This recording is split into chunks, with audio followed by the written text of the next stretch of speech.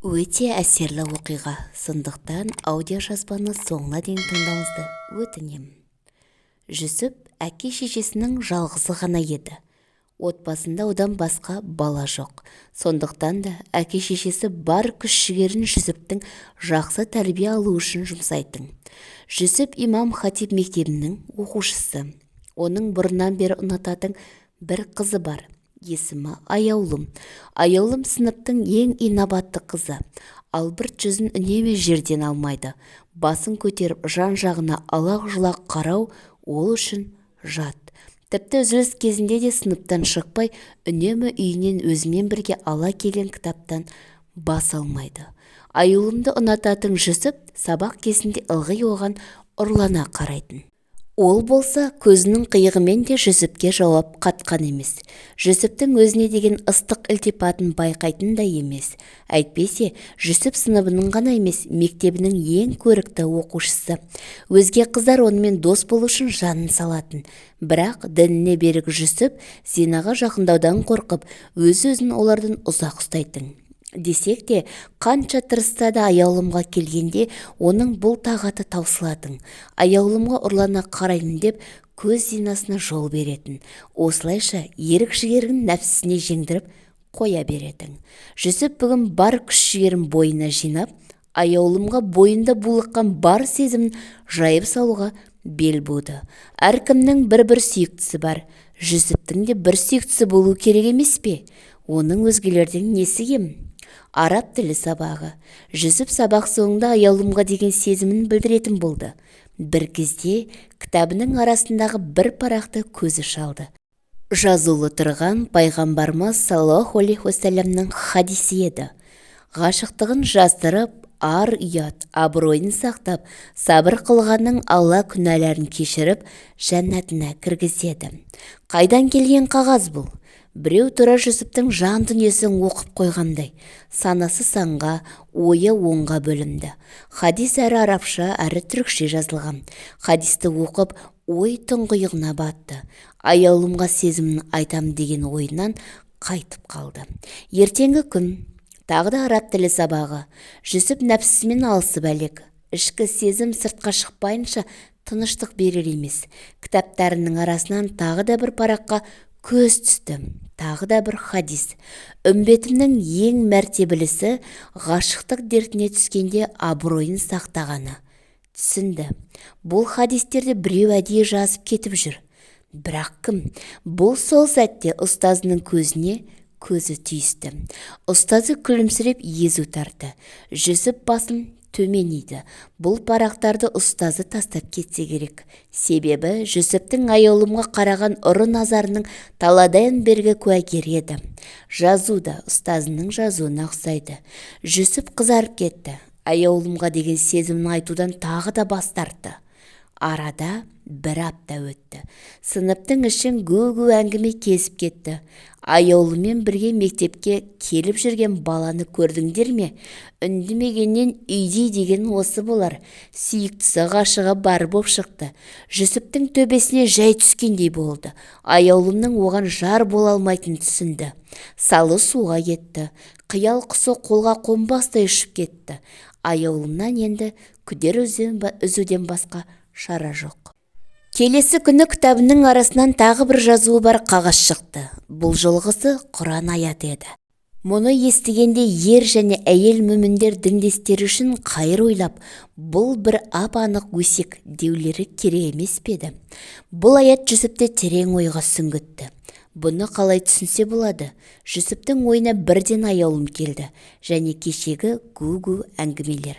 Мектептің шыға берісінде кешегі бала тағы да Аяулымды күтіп тұр. Мұны Жүсіп сырттан бақылауда. Аяулым әлгі балаға жақындап келді де, «Ағажан, сәл күте тұрасыз ба? Сыныпта кітабымды ұмытып кетіппін», деді де мектепке қайта кіріп кетті. Ағажан, демек сүйіктісі деп жүргендері Аяулымның ағасы болып шықты ғой. Жүсіптің санасында Құран аяты жаңғырды. Жаман ойға бой алдырып, күмәннан күнәға барғаны үшін іштей тәубе етті. Одан кейін де Жүсіп ара-тұра кітабының арасынан аят хадис жазылған қағаздар тауып жүрді. Бұл үшін өзін ұстазына борыштар санайтын, себебі ылғи шалыс басатын сәттерде ескертетін. Арада тағы да бір ай өтті. Сыныпты бір мұң басқан еді. Себебі Жүсіпті әкесі қалаға сыртындағы бір медресеге беретін болды. Сондықтан бүгін Жүсіптің бұл мектептегі соңғы күні. Мектептен кеткеніне емес, аяулымды енді көре алмайтынына қайғылы болды. Жүсіп ілім үйренудің ғашықтықтан да мәртебелі екенін әлі сезіне қоймаған болатын. Себебі тұла бойын шырмап алған ғашықтық сезім бұған мұрсат та бермеген еді. Тіпті әкесіне де іштей ашулы. Медресеге де барғысы жоқ. Бәрімен қош айтысты. Сыныптан шығу үшін жинала бастады.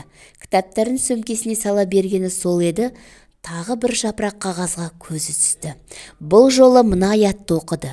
Сендер жақтырмаған істерің сендер үшін қайырлы болуы мүмкін. Ал қайырлы деп білген істерің зиянды болып шығуы мүмкін.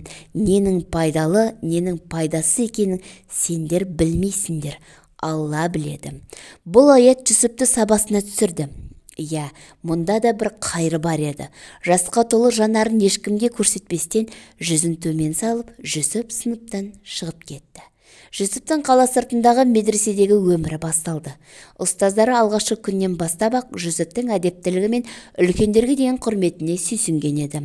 Әркім оған болашағынан үміт күттіретін оқушы, болашақтың үлкен ұстазы ретінде қарайтын. Ал Жүсіптің іші алай-дүлей еді. Аяулымнан айырылып қалу оған оңайға соқпады. Бірақ қайтсе де төзуі керек. Әлбетте, Алланың бір білгені бар. Арада 5 жылда өте шықты. Ұстазы Жүсіпті өзіне шақырды. Жүсіп, сен осы уақытқа дейін көрген ең озат шәкіртімсің. Бірнеше айдан кейін ілім айдынына қанат қаққалы отырсың. Үйленетін шағында келді. Біздің бір ағамыздың қызы бар еді. Құран курсында ұстаз. Сол қызды саған лайық деп білдік. Бұған не дерсің? Жүсіп аяулынан басқасын қиялына да алып көрген емес еді. Бірақ аяулымы бұны күтсін бе? Бәлкім баяғыда тұрмыс құрып кеткен болар. Жүсіптің ұстаздарына деген жібектей жұмсақ көңілі сөзін жерге тастатқызуға жол бермеді. Сіз не десеңіз, солай болсын ұстазым. Ата-анама бір ескертейін, деді Жүсіп. Ата-анасы бұған наразылықтарын танытып, барлығы қыздың қолын сұрауға барды. Бір жағы Жүсіптің жүрегі қан жылауда еді. Үйленетін қызды сүйе алмаса, оның хақын жүктеген болады ғой. Осыны ойлап, ішін ит тырнағандай болды. Сөз алысып, танысып біліскеннен кейін кезек қыздың кофе су әдісіне келді. Бөлмеге айдай нұрын төгіп бір сұлу кірді. Жүсіптің аяулымды қиялдағаны сонша, келген қыз да оның көзіне аяулым боп көрінді. Жоқ, аяулым боп көрінген жоқ. Бұл аяулымның нақ өзі еді. Мына сәйкестікті көрмейсің бе? Я Раббым, деді Жүсіп. Демек, аяулым мектепті бітіріп, ұстаз болған екен ғой. Жүсіп өз-өзін әрен ұстап отыр. Бір орында байыз табар емес. Өзіне ұсынылған кофені аларда қолы дірілдеп, өз-өзіне ие болар емес. Кофені табақтан көтере беріп еді, астынан тілдей бір қағаз көрді. Аяулымның жүзіне қарады. Аяулым да жүзін көтерместен басымен ал дегендей ишарат қылды. Қағазды уысына қысып, кофесін бітіре салып, тысқа шығып келуге рұқсат сұрады. Бөлмеден шығар-шықпас уысындағы қағазды ашты. Мектепте кітаптарының арасынан шығатын қағаздағы жазудан аумайтын жазумен жазылған бір хадис.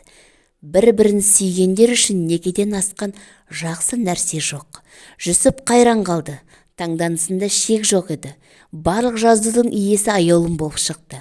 Жүсіп аңғарып қоймасын деп ылғи араб тілі сабағында және мұғалімнің жазуына ұқсатып жазып келген екен. Жүсіп хадисті тағы бір оқыды. Бір-бірін сүйгендер. Демек, аяулым да оны сүйген екен. Міне, қаншама жылдан бергі қауышудың уақыты енді ғана келген екен. Қызға сырға салғаннан кейін тойдың да күні келіп жетті. Қарапайым ғана той өтті. Той біткен соң Жүсіптің қобалжуы тіпті артты. Қобалжығаннан бір жерде тұра алмады. Қолын қалтасына бір салып, бір алып тұрғанда, қолы қалтасындағы тағы да бір қағазға ілікті. Тағы да бір хадис. Үйленіңдер, көбейіңдер. Аяулымның бұл тосын сыйлары Жүсіпті өзіне одан сайын байлай түсті. Ғашықтығы барған сайын арта түсті. Отау тігілді, шаңырақ көтерілді. Жүсіп үйдің әр жерінен өзіне арналған аят пен хадистерді табуды жалғастыра берді. Аяулым отбасылық өмірге қатысты әйелдің күйеуі, күйеуінің әйелі алдындағы міндеті жайлы, ата-ана қақысы жайындағы аяттар мен хадистерді әр жерге, әр бұрышқа жазып қоя берді. Және бұл жазғандарының барлығы бастарына туған жағдайға тура келетін. 3 айдан кейін Жүсіп шәкірттерін оқытып, медреседен үйіне келді. Сырт киімін шешіп, киім ілгішке іле бергені сол еді, тағы бір қағазға көзі түсті. Сәбидің иісі, жәннаттың иісі. Бұл әке боласыз деген сүйінші еді. Уа Раббым деп қуаныштан айқайлап жіберді. Аяулым өзгелер секілді бала көтерін деп естіртудің орнына бұл жақсы хабарды да бұрынғы әдетінше хадиспен сүйіншіледі. Бұл хабардан қуанышы қойнына симай, дереу сүйіктісінің жанына жүгіріп барып, маңдайынан өпті. Сүйіктісі енді баласының анасы болмақ. 1 ай өткен соң ұйқыдан көзін ашқан Жүсіп жастығынан тағы бір жазу тапты. Хадис еді. Ләззаттарды жоятын, ауыздың дәмін бұзатын, үміттерді үзетін өлімді жиі еске алыңдар. Не үшін жазды екен бұны аяулым? Жүсіпті дүние сүйіспеншілігіне батты деп ойлайды ма екен? Ас үйде таңғы ас әзірлеп жатқан сүйіктісінің жанына барды. Жазудың себебін сұрады. Басын төмен салбыратқан аяулымның көңілінен қаяу көрді. Бүгін түсімде сенің о дүниеге аттанғаныңды көрдім. Сол үшін осы хадисті жазғым келді. Алаңдама, саған кеш қол жеткіздім, сондықтан сені ерте тастап кетпеймін, деді Жүсіп. Бұл сөзін әйелінің жұбанышы үшін айтқан еді. Әйтпесе, аяулымның бұл түсі төбесіне мұздай су төгіп жібергенде өне бойын шымырлатып жіберген еді. Тек сөзін әзілге айналдырып, мұнысын сездірмеді. 1 апта өткен соң, аяулым Құран курсында еді. Жүсіп болса үйде кітап оқып отыр. Бір кезде жүрегін шаншуға далды. Тынысы тарылды. Жүрек талмасы ұстады. Оқып отырған кітабының арасында қағазды қолына алуға тырысты. Ақыры бірнеше минуттан кейін бұл дүниемен қош айтысып жүріп кете берді. Аяулым үйге кіріп, Жүсіптің өлі денесін көре есінен танды. Есін жиып, егіле жылап, жарының жанына барды. Сүйіктісіне қол тигізе алар емес. Өлді дегенге сенгісі жоқ. Сол кезде қолындағы қағазына көзі түсті. Хадис пен оның астында бір жазу бар еді.